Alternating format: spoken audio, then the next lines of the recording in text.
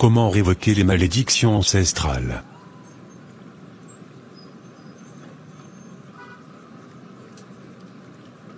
Ma chérie, j'aimerais que tu viennes vivre avec moi en concubinage, car jusqu'à maintenant, je n'ai pas encore pu réunir le montant demandé pour la dot. Après on verra comment faire pour célébrer notre mariage.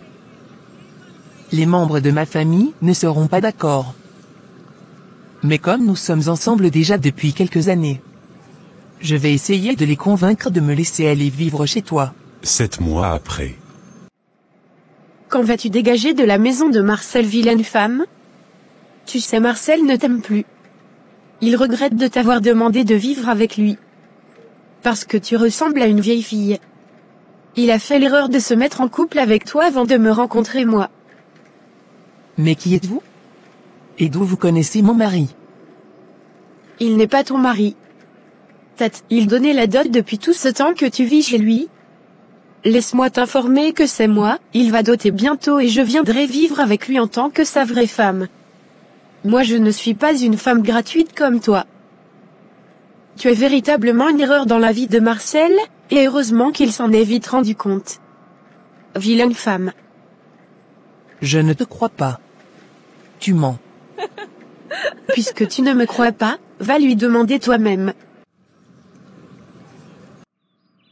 J'ai vu une fille tout à l'heure au marché, me dire qu'elle va venir bientôt vivre ici et que tu veux même la doter. Tu sais de qui il s'agit? Écoute Margot, je cherchais un moyen pour te l'annoncer, mais je ne ressens plus rien pour toi. Je veux que tu quittes ma maison, parce que Anaïs est celle que j'aime véritablement. Donc tu me trompais avec elle depuis longtemps? Non, je l'ai rencontrée il y a longtemps. Mais on était seulement de simples amis.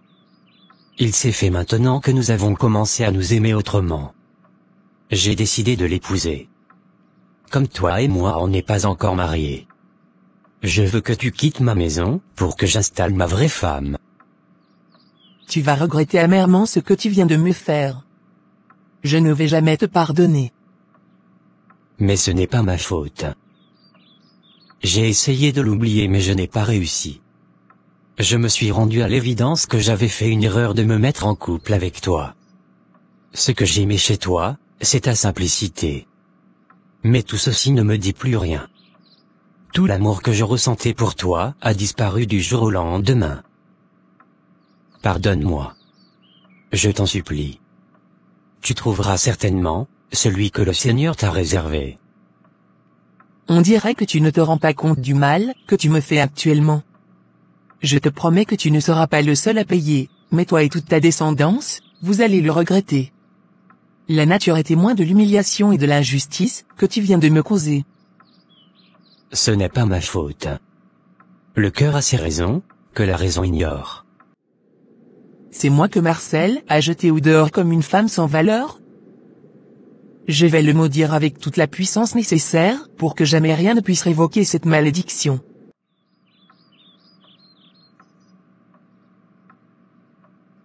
J'ai finalement réussi à la faire partir, mais tu n'aurais pas dû lui annoncer la nouvelle, comme ça dans un marché. Elle m'avait beaucoup soutenu dans le passé. Cependant je te souhaite la bienvenue dans ton foyer. Merci mon chéri. Que Dieu nous accorde la longévité et beaucoup de bonheur. Je fais appel aux esprits de mes ancêtres, les esprits de mort. Je maudis Marcel et Anaïs, je maudis leur foyer et leurs futurs enfants. Aucune fille ou aucun garçon issu de cette famille ne pourra rester longtemps dans un foyer. Puisque j'ai été chassé seulement après 7 mois de vie commune en concubinage. Aucun fils ou fille ne se mariera dans cette famille. Ils vivront tous en concubinage, et leurs partenaires les chasseront après 7 mois de vie commune. Qu'il en soit ainsi sur les enfants de leurs enfants. J'appelle la mort dans leur vie sentimentale. J'envoie ces paroles dans l'univers pour les poursuivre partout où ils iront. Que le célibat soit à leur partage. Plusieurs générations après. Ça fait 3 ans que nous sommes fiancés, et nous essayons de nous marier en vain. Il y a toujours des blocages.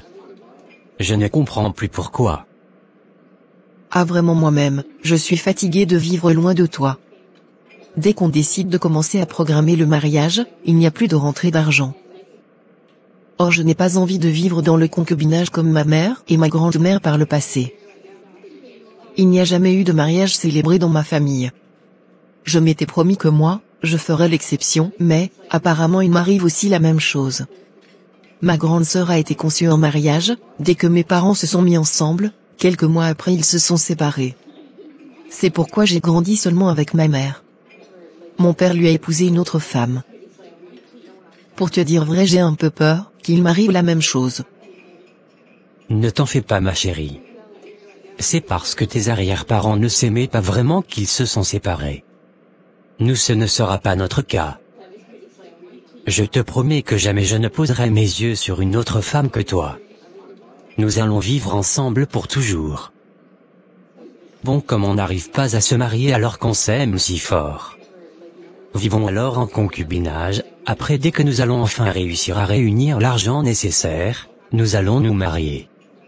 Après tout, il y a beaucoup de personnes qui vivent ensemble sans se marier. Je suis obligé d'accepter cette proposition. On n'a plus le choix. Madame, prenez vos affaires et quittez ma maison tout de suite. Pourquoi, qu'est-ce que je t'ai fait? Tout va pour ton bien entre toi et moi. Je n'ai pas besoin de donner mes raisons. Quand on ne vivait pas ensemble, je te voyais comme la femme la plus parfaite du monde. Mais maintenant je ne te trouve plus rien de spécial. Je te rappelle que je suis enceinte de 4 mois et tu me chasses avec le bébé? Tu peux très bien accoucher chez ta mère. Ne m'as-tu pas dit toi-même que ta mère également n'est pas restée longtemps avec ton père? Je crois que c'est aussi ton destin. Elle t'aidera à prendre soin de toi. Mais quand je t'avais raconté l'histoire de ma mère et ma grand-mère, tu avais compati. Et aujourd'hui toi aussi tu me fais la même chose? Pourquoi? Sors de ma maison, c'est tout. Maman? Tania vient de m'appeler pour me dire que son mari l'a chassée de la maison sans raison. Ah, je ne suis pas étonnée, ma fille. Aucune des filles ou fils de notre famille n'arrive à rester longtemps dans un ménage. C'est comme une malédiction, ma mère aussi n'est restée que à peine 7 mois. Mais pourquoi tout cela nous arrive-t-il? J'espérais que mes filles n'auront pas aussi ce même problème que moi, mais je suis triste de constater que l'histoire se répète encore. Je suis restée célibataire depuis toutes ces années, et toi aussi. C'est Satan qui est derrière nous ou quoi? Elles sont obligées de subir comme nous. C'est notre destin. C'est le sang qui parle. Qu'est-ce que tu as, Alice? Franck vient de me chasser sans raison. Mais comment ça, sans raison? Lui qui était prêt à tout pour toi, il y a quelques mois encore. Vous vous êtes disputé? Non, on ne s'est pas disputé. Il s'est réveillé ce matin de mauvaise humeur et m'a demandé de partir. Je suis désespéré. C'est ce qui arrive aux fils et aux filles de cette famille qui se passe également dans ma vie. C'est une malédiction qui pèse sur nous. Comment peut-on faire pour briser cette malédiction? Je ne veux pas le perdre. Je ne veux pas rester célibataire comme maman. Je ne sais pas, mais il est temps qu'on aille chercher de l'aide spirituelle. Je ne veux pas qu'il m'arrive la même chose qu'à vous. J'irai voir un pasteur pour savoir quoi faire. J'ai toujours régné sur cette famille depuis des générations. Jamais personne ne mettra fin à cette malédiction. Je veillerai toujours à ce qu'aucune fils ou fille de cette famille ne se marie. Ils ne pourront jamais vivre dans la même maison avec leur partenaire. Ce sera le célibat pour tous.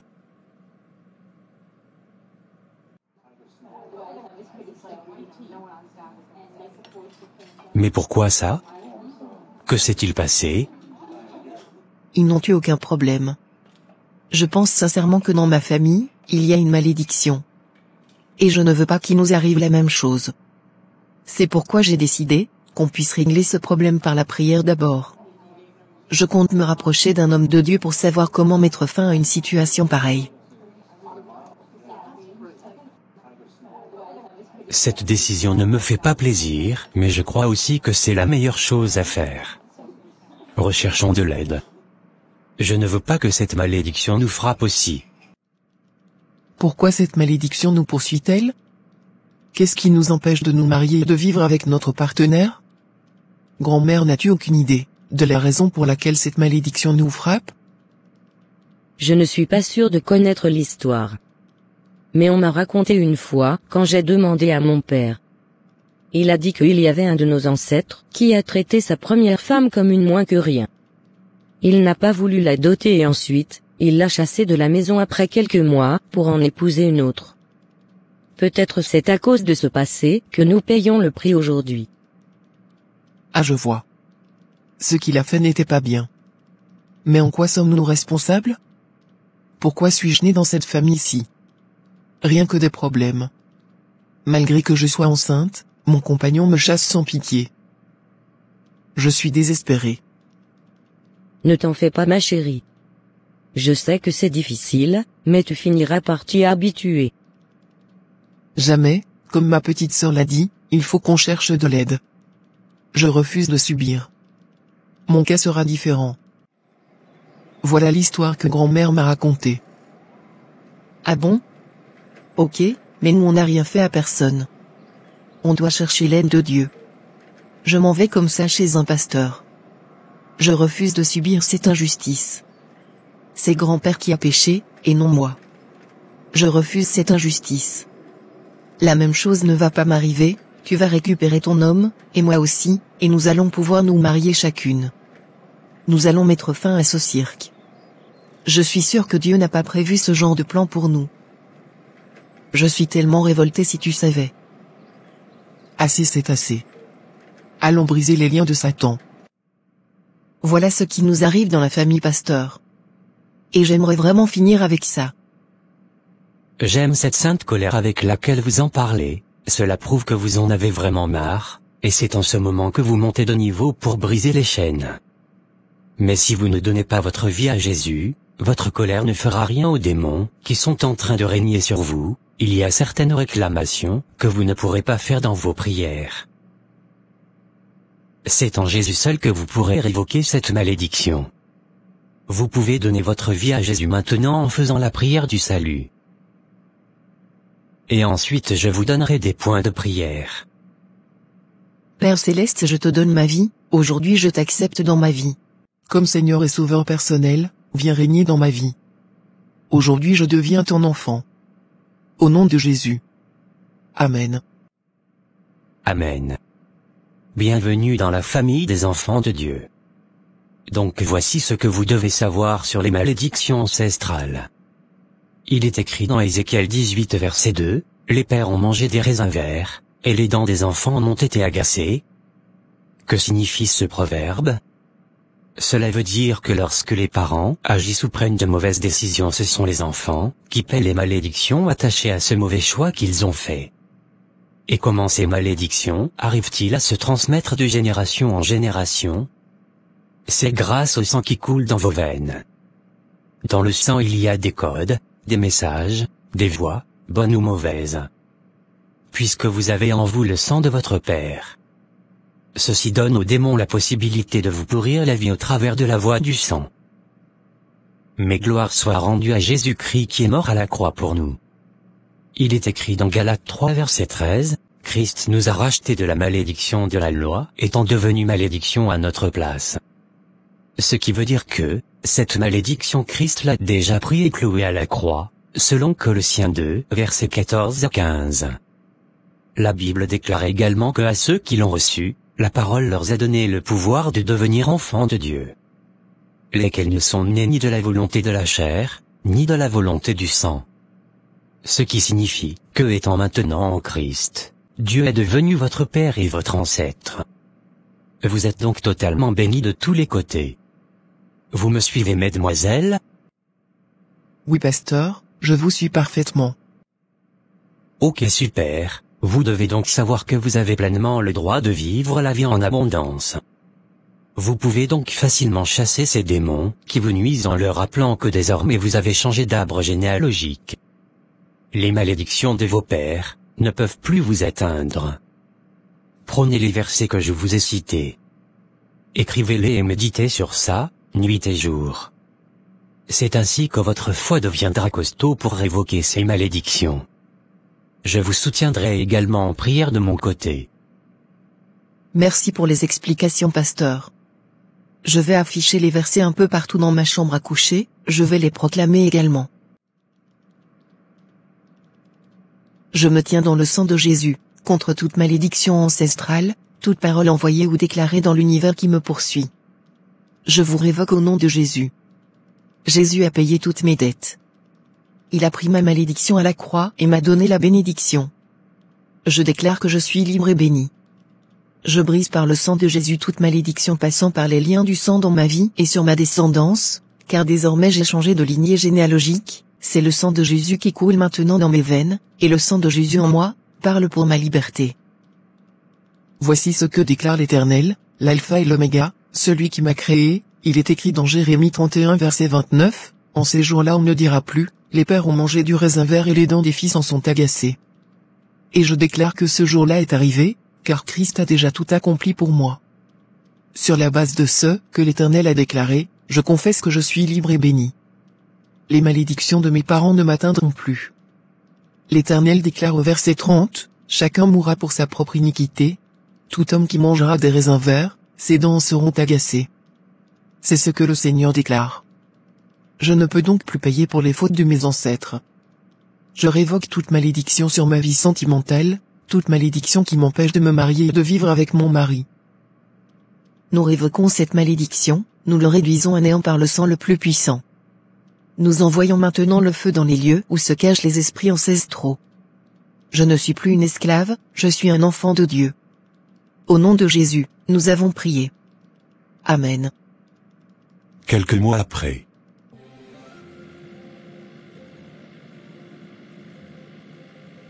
Je te demande encore pardon de t'avoir chassé. Je suis heureux que tout se soit arrangé et que nous soyons maintenant mariés aux yeux de Dieu et des hommes. Ce n'était pas ta faute, c'était une main satanique qui provoquait toute cette situation. C'est Dieu qui est fort. Je n'arrive pas à croire que je me marie demain. Et oui, enfin. Dieu est fidèle.